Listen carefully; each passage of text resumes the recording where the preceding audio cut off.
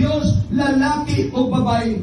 Mao ni ang perpektong kombinasyon alang sa Ginoo nga ang lalaki o babae mao gayo iyang usahon.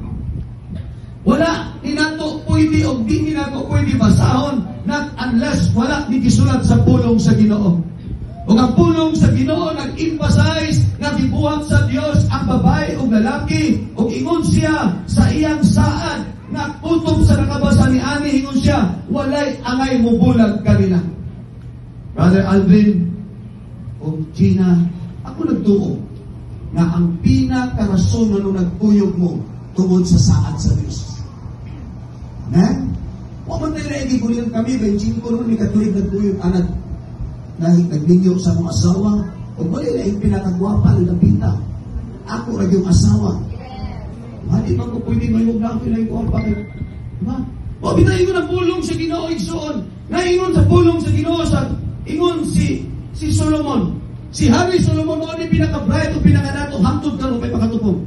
Ingon